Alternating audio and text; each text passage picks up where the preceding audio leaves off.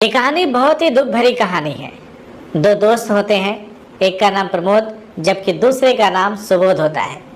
ये दोनों बचपन से ही साथ साथ पढ़ाई लिखाई खेल कूद करते हुए एक साथ बड़े होते हैं और इसके बाद दोनों एक शहर में चले जाते हैं जहां दोनों साथ साथ नौकरी भी करते हैं।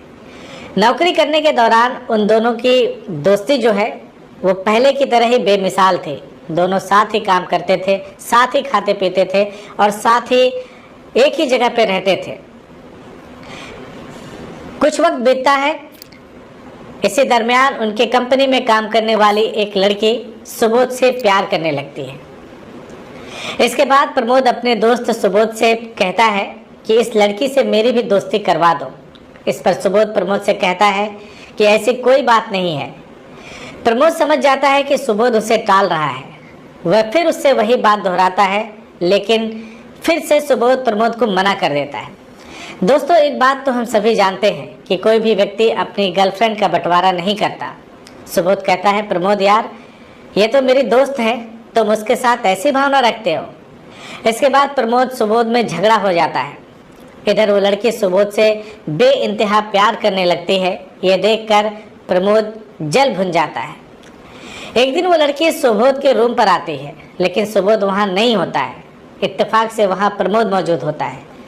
वह उस लड़की से ज़बरदस्ती करता है और फिर उसे मारकर सुबोध के बेड पर छोड़कर फरार हो जाता है। इधर सुबोध अपनी ड्यूटी पूरी करने के बाद जब थका हारा अपने रूम पर पहुँचता है तो देखता है कि उसके बेड पर उसकी गर्लफ्रेंड की डेथ बॉडी पड़ी हुई है। ये देख करके वो हैरान हो जाता है। तभी दरवाजे पर एक दस्तक होती है।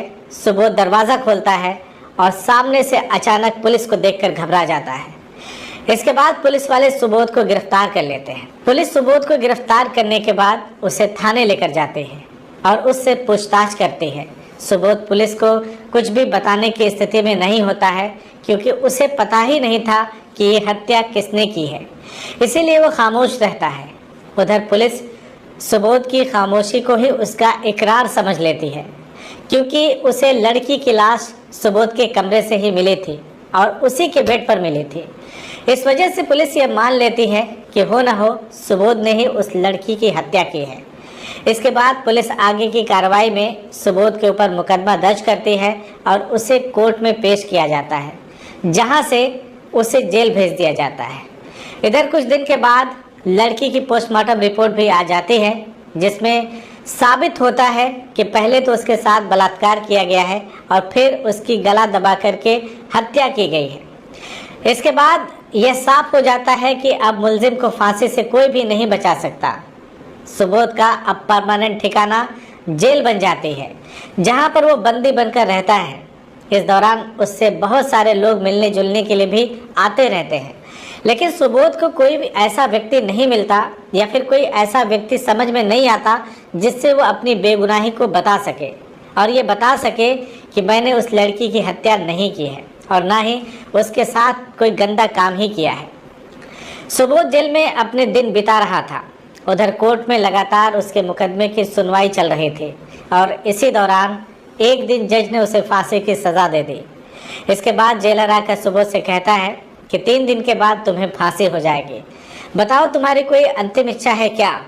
क्योंकि मरने वाले हर व्यक्ति की अंतिम इच्छा यहाँ पर पूरी की जाती है, उनसे पूछा जाता है और उसे पूरा करने का प्रयास भी किया जाता है।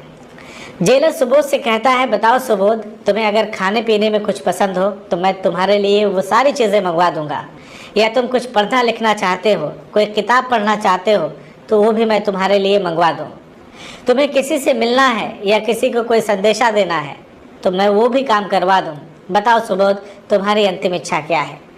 इस पर सुबोध कहता है कि जेलर साहब, क्या सच में आप मेरी अंतिम इच्छा पूरी कर सकते हैं? इस पर जेलर कहता है कि हाँ हाँ बताओ, क्यों नहीं, तुम्हारी अंतिम इच्छा मैं ज़रूर पूरी करूँगा। इस पर सुबोध कहता है कि जेलर साहब, मैं मरने से पहले अपनी पत्नी के साथ जेल में एक रात बिताना चाहता हूँ। सुबोध अपनी बात को दोहराता हुआ कहता है कि मैं मरने से पहले इसी जेल में अपनी पत्नी के साथ एक रात रहना चाहता हूँ, इसलिए साहब मेरी पत्नी को बुला दीजिए। जेलर सुबोध की बात सुनकर अचंभित हो जाता है और सोचता है कि मेरे 20 साल के सर्विस के दौरान आज तक ऐसी इच्छा या ऐसी मांग किसी ने भी नहीं किया।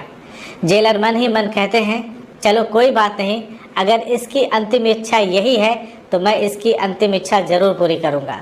इसके बाद जेलर सुबोध की पत्नी के पास संदेशा भिजवाते हैं और बाइज्जत उसे जेल में बुलवाते हैं। सुबोध की पत्नी के पास संदेश ले जाने वाला व्यक्ति बताता है कि तुम्हारा पति जिसको फांसी होनी है उसकी अंतिम इच्छा है कि वह एक रात तुम्हारे साथ गुजारना चाहता है। यह सुनकर उसकी पत्नी भी तड़प उठती है। इसके बाद सुबोध की पत्नी सीधा जेल पहुंचती है। उधर जेल में तैनात जेलकर्मी सुबोध को बताते हैं कि तुम्हारी पत्नी जेल में आ चुकी है। इसके बाद जेलर सुबोध के आसपास की बैरकों को खाली करवाते हैं। वह सुबोध की पत्नी को उसी बैरक में भेज देते हैं जहां पर सुबोध बंद था। इधर जेलर ने पहले ही बड़ी चालाकी से सुबोध के बैरक में एक वॉइस रिकॉर्डर लगवा दिया, साथ ही गेट पर 2 लोगों को भी तैनात कर दिया।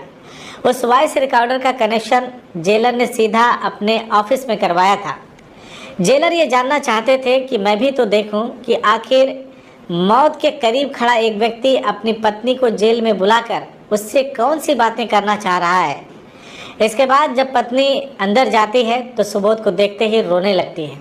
उधर सुबोध भी अपनी पत्नी को देखकर रोने लगता है। सुबोध कहता है कि ये सब न जाने कैसे हो गया, ये सब मेरे ही कर्मों का फल है जिसे मैं भुगत रहा हूँ।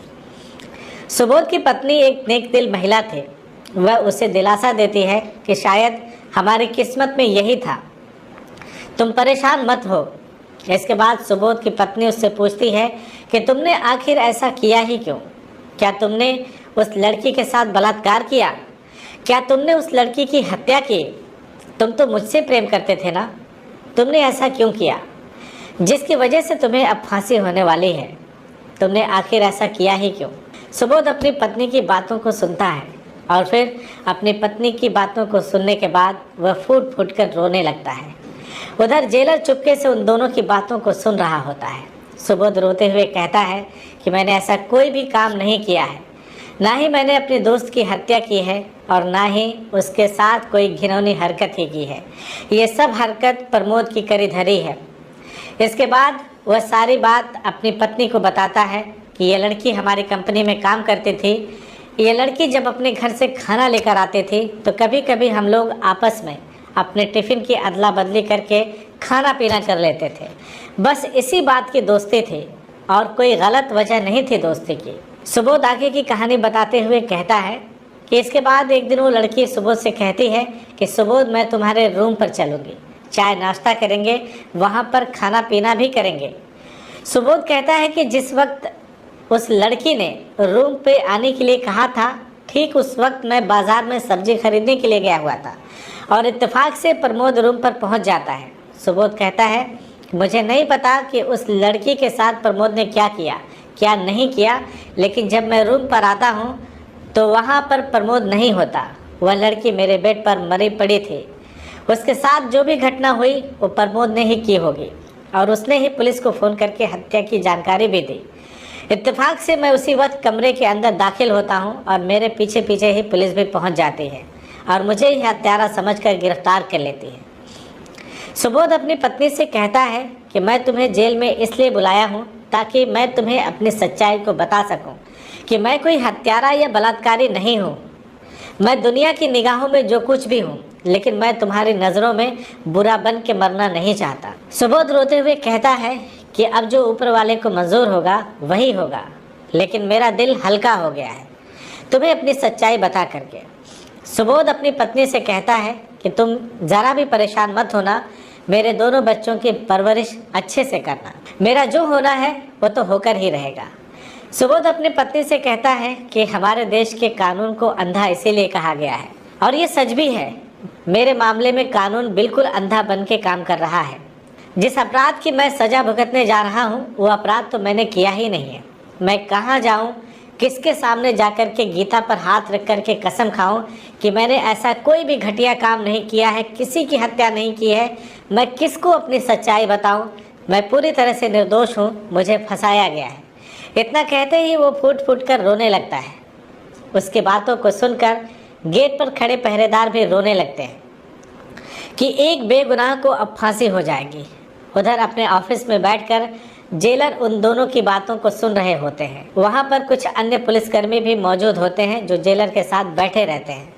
वह भी सुबोध की बातों को सुनकर रोने लगते हैं।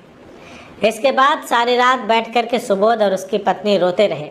कभी सुबोध की पत्नी उसको दिलासा देती तो कभी सुबोध अपनी पत्नी को दोनों बच्चों की अच्छी परवरिश करने की बात कहता और कहता कि मुझे फांसी होने के बाद मेरे बच्चों का सहारा तुम ही हो। बात करते करते दोनों पति पत्नी को सुबह हो जाती है, लेकिन दोनों की बात खत्म नहीं होती। इसके बाद जेल का समूचा स्टाफ बैठ करके मंथन करने लगता है कि यह तो एक निर्दोष व्यक्ति है और गलत तरीके से हत्या और बलात्कार के इल्ज़ाम में फंस चुका है, अब इसको फांसी होने वाली है।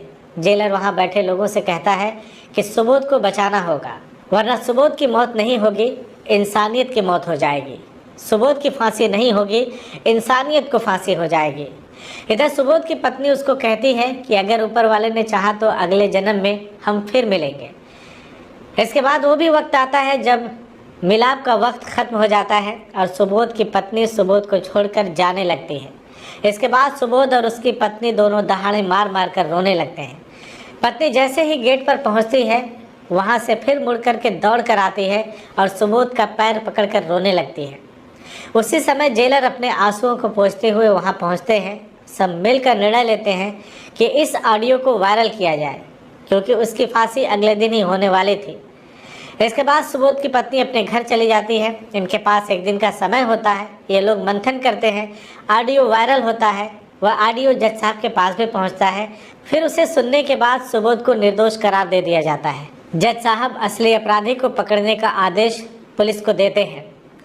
जेलर कहते हैं कि गलती तो दूसरे लड़के ने की है, इसीलिए उसे तलाश कर पकड़ करके अदालत में पेश किया जाता है। इसके बाद प्रमोद को फांसी की सज़ा हो जाती है और सुबोध बाइज्जत बरी कर दिया जाता है। यह सूचना जैसे ही सुबोध की पत्नी तक पहुंचती है, वह खुशी से झूम उठती है। उसकी खुशी का ठिकाना नहीं रहता। किसी ने सच ही कहा है कि अगर आप किसी का बुरा नहीं करते तो आपका भी बुरा नहीं होगा। आज की दर्दनाक कहानी पर आपका क्या कहना है, हमें कमेंट करके ज़रूर बताएं।